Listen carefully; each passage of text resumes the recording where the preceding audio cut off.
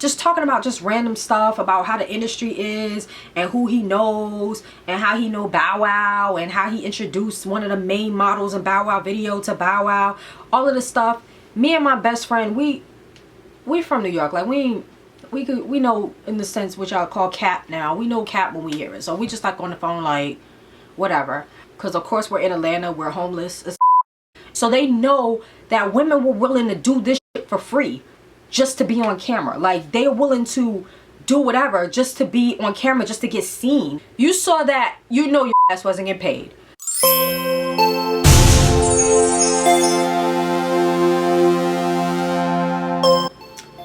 So I know y'all probably clicked on this to think that this is gonna be some type of tell-all or exposure of the dark side of urban modeling, and it is. First things first, I'm gonna tell you guys, if you want to see more of my videos, you want to see more traveling, you want to see more story times, you want to see more hair videos, if you want to see more of anything, you can request it. Like these videos, comment below, and please subscribe. Like, it doesn't take much but just to click a little button to subscribe, and you'll know every time I upload a video if you're interested. If you're not, thank you for stumbling upon my page and watching my video. Leave a comment if you want to leave a comment. Please, no negative comments. I don't do negativity. Like, I just feel like if you don't have nothing nice to say, just don't say nothing at all. Like, it's not necessary. Like, you don't have to, unless like you're dying to tell me that. Like, it's just not that serious. This is my life and my experiences and what I've been through. It's not anybody else's story, so you can't come on here and tell me I'm wrong, you know, this didn't happen, that didn't happen. This is my life and how I perceive things as I saw them, and I'm sure someone will agree with me, but everyone is not going to agree with me because everybody had a different experience during this time in their life, and with this in the same industry, it was a lot of people trying to do what I was doing. So I just want to give you guys a brief breakdown of the video. The first part of the video I will be talking about when I did photography modeling, which was for magazines and things like that. The second part of the video, I'll be focusing more on the video modeling aspect where I did music videos. Everything that I'm going to talk about in this video is really going to be based on 10 years ago. So I don't know how the industry is now because I'm not in it. I don't know like what's going on now, but I can tell you from my experience of what happened like in the late 2000s, around that time, and the culture at that moment when I was growing up and how it affected me. So I got into urban modeling, I would say, upon moving here. I started taking pictures before I actually left Savannah. I started taking pictures in college. They weren't really like urban modeling pictures, but they were more like just me getting into modeling. I shot with a photographer that went to my school, my college, and I uploaded those pictures. Like I heard about Model Mayhem. I started uploading pictures on Model Mayhem and getting attention from different photographers that wanted to do a TFP, which is a time for print.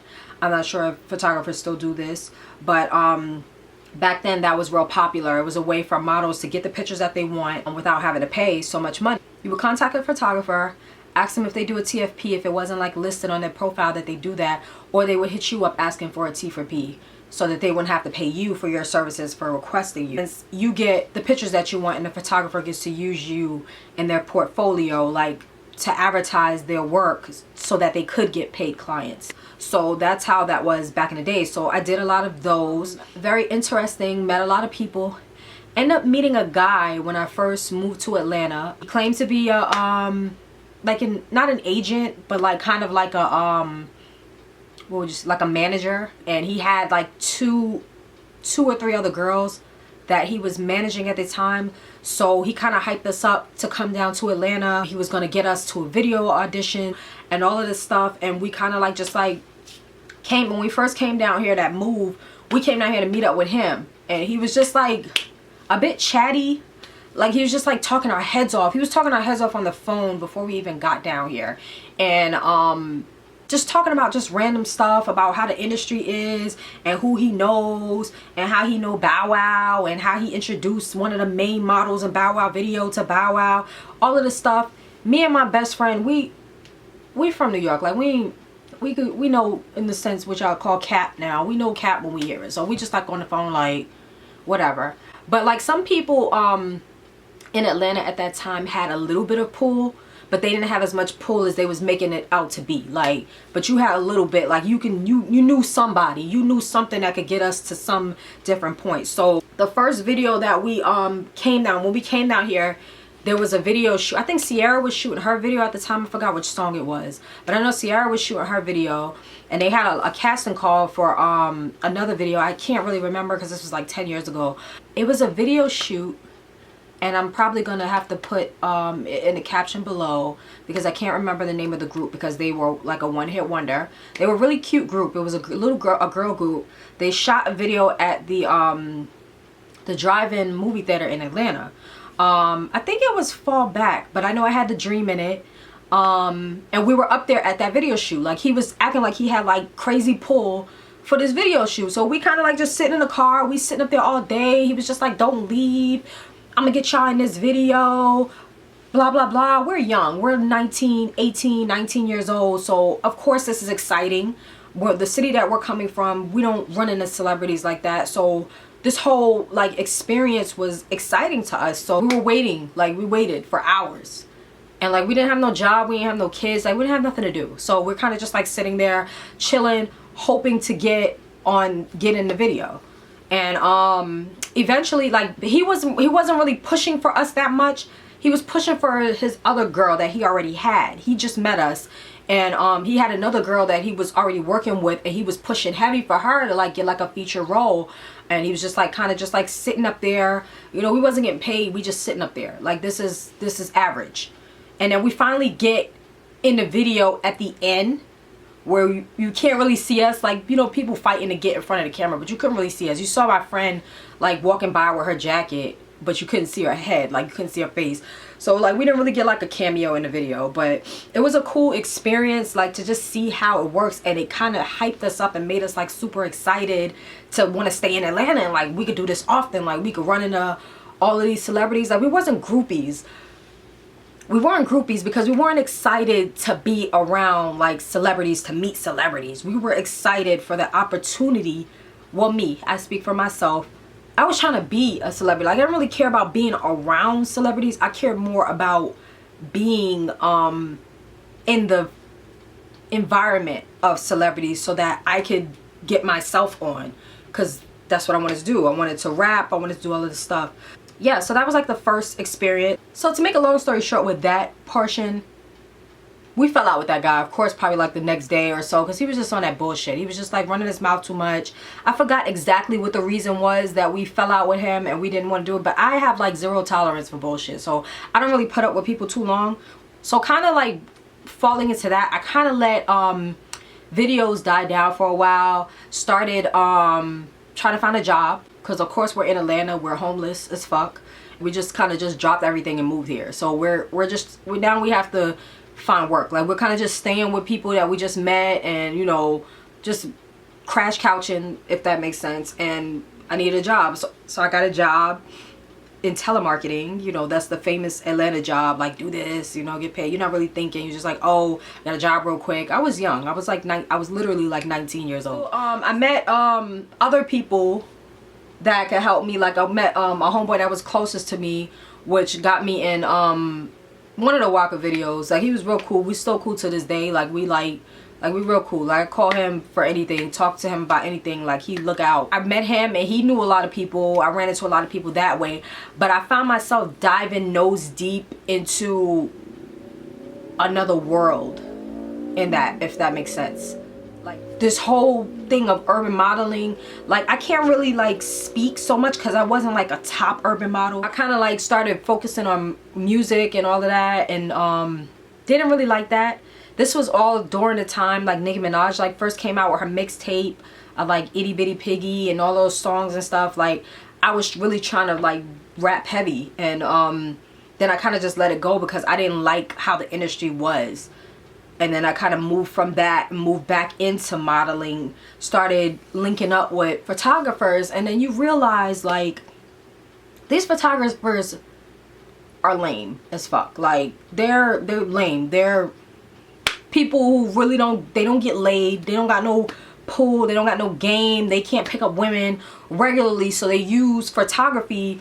And I know everyone can agree with me what I'm talking about right now. Every model has been through this situation at one point in her life where a photographer is using his connections and his photography skills to try to like sleep with her. Just kind of gotta weave it through the bullshit. And because I had like zero tolerance for all of this, like I didn't really want to go through that all the time. Like I didn't feel like weavering through the bullshit every day. Like it was just too much with all of these photographers like using this. Like I could do this for you, I could do that for you, I could do this, I could put you on there, I could get you in Sweets magazine, I know the owner of Sweets magazine, I know the owner of Show magazine, I could get you in Show magazine. These were the top magazines back then. I don't know if they're still like popping like that, but back in the day it was Show magazine, Sweets magazine was top, like all of these type of magazines. And I didn't fit, I fit the body type for these magazines, but I just didn't quite have it like that. Like I don't know how to describe it. Like all of these other women look the same. I don't know, it just took me down a path that I didn't want to go. I didn't like all of the and the, you know, everything was just focused on, you know, my butt, and you know, you got this, you got that, you know, you should show this, you should show that, stand like this, poke that out like that, we need to see that, do more of that, are you free tonight, like after the photo shoot, like can we hang out, can we link up? No. Like, and then they'll hold your pictures hostage because you don't want to talk to them. Now I did this, all of this, I took all of these pictures for you, and I can't even get my pictures because you're playing around, because I don't want to talk to you, I don't want to date you. Like it's just so after that I kind of started moving into trying to get into videos. And I did a little bit of videos. I mean, I could say a lot of these videos you don't get paid for. I'm just gonna be straightforward and honest. A lot of women try to sugarcoat it, try to make it seem like they're making a whole bunch of money. You ain't making no money doing videos. If they probably was making like crazy money in the early 2000s, doing music videos, because there wasn't that many models out there, and it was like more of a high demand for models. But now, like coming into my years, when I was coming out, when I was 19, 20, 21 years old, women were more thirstier for it.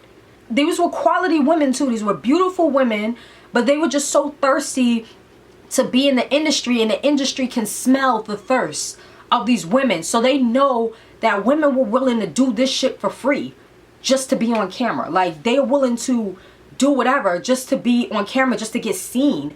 So they would play by that. So they wasn't paying nothing. If you did get paid, you got maybe $100, $200, $300. Some girls got maybe $400, but you wasn't getting that much. But I came out around the time like Masika was out. I think I did like 2 videos with her that I seen her at. So she was like one of the top models at the time. And it was a lot of other familiar faces that I saw that were top models at the time, but I wasn't, you know, I was just kind of just there. So a lot of women, like we were just trying to get seen, trying to network. And that's what a lot of these casting companies would use as a way to lure you in, like basically to get you to work for free. I don't know if they were getting paid to hire models. I'm sure they were, but they weren't paying us. So, and I'm not calling out any company names, you know, I'm cool with some of these people, like, you know, but a lot of them weren't paying us, like just having us come out and pulling the old, oh, this is a networking event, or you use this for network, this is for exposure only. That was like the main thing. Like that was top. You saw that, you know your ass wasn't getting paid. That's the first thing they advertised. Oh, get inside Gucci Man video, get inside Bow Wow video, get inside, who was top? Soulja Boy was like top. Soulja Boy video. I think I got paid for the Soulja Boy video though. Like Soulja Boy, we did get paid. It was certain people that you knew you were going to get paid. Certain companies did pay. I won't take that from them, but there were a lot of companies out there that did a lot of exposure only. Like they would pick like they top models that they usually get all the time for every video, probably the 5 favorite models, and those were the ones who were getting paid, the lead roles. And the if you had a lead, you would get paid. But if you weren't a lead, if you were just an extra, which they said is exposure only for extras. But I think that the artists were paying for the models, even if they were extra or a lead, they were paying for it, but they just weren't paying the models. They would like get the money and then tell the models, you're gonna be an extra, it's exposure only.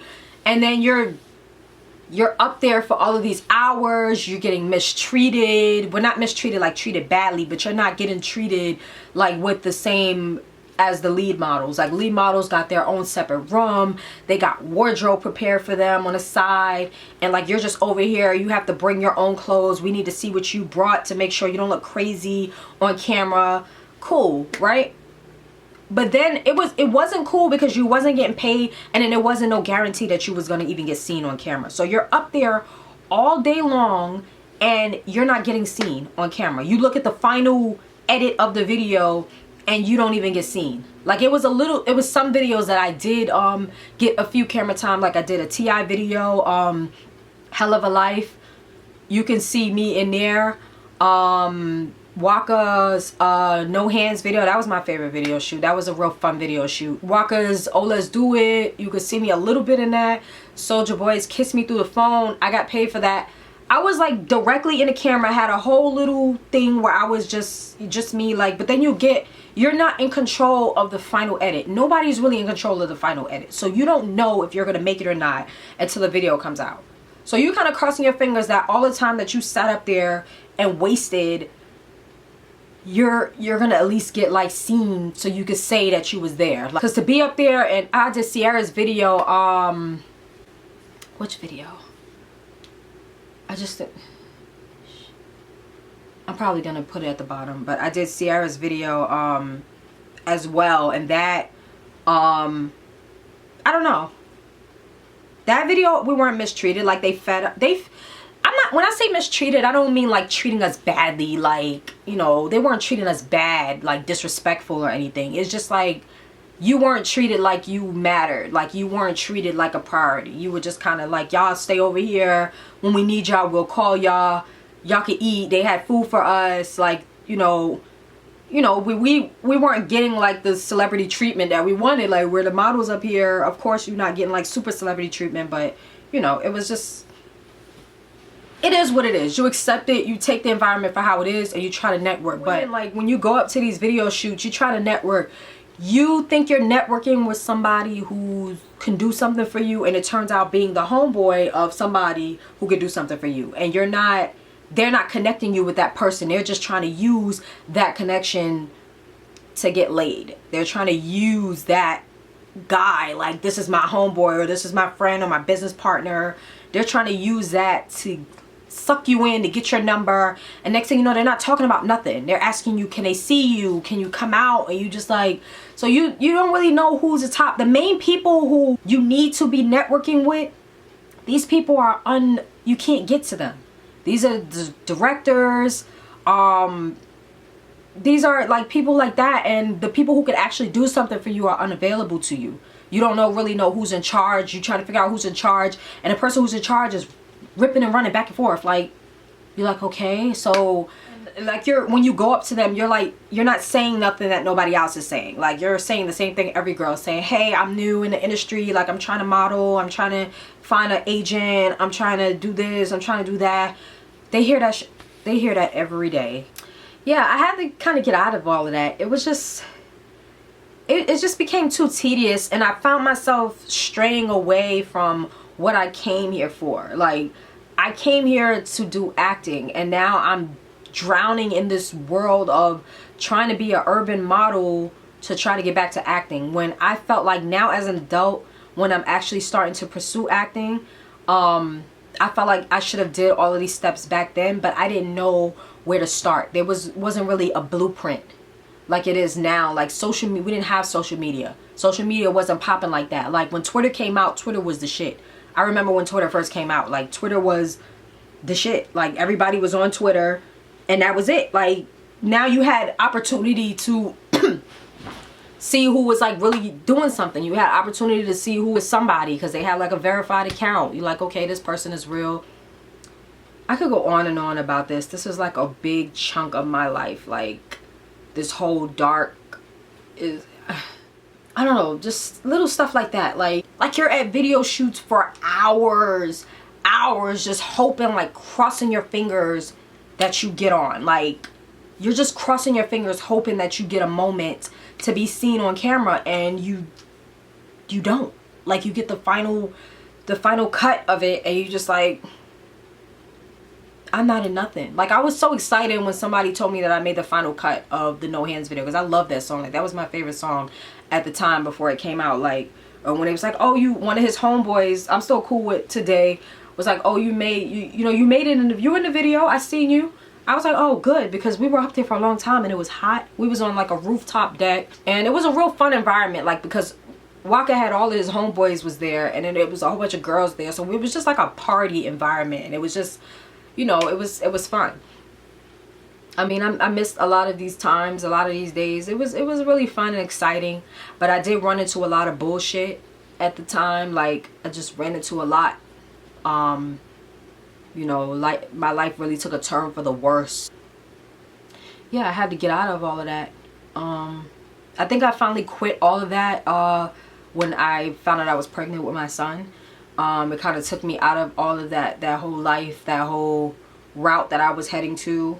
So I'm glad, thank God, like, I prayed my son was like my biggest blessing to take me out of all of that was going on. It was just so much craziness, and you easily get sucked in. Like, women are easily manipulated sometimes when they really want something, or when they're thirsty, like, to be famous. Like, people can smell that. When they can smell you, they know you're trying to do this, they know you're trying to do that, and people will take advantage of you. So you just got to be cautious in the decisions that you make. You have to be real cautious in the people who you choose to be around, the contracts you sign, you know, things like that. You just need to be, like, really cautious. Yeah, so that's the end of that story. I have a lot more stories that I could probably tell, but I'm real private, so I don't really like exposing, like, my whole life and every little detail of things, because there's a lot of people I don't want in my business. But the more I do this, the more I open up and probably tell a little bit more stories about my life, and you know, how I got to this point of where I'm at and my journey trying to act. That'll be a story for another day. I'm gonna talk about that. That's gonna be interesting. Me doing background work, acting. Yeah, another story for another story time. But remind me. But anyway, if you listen to this video all the way through, thank you, and like and subscribe, and thank you.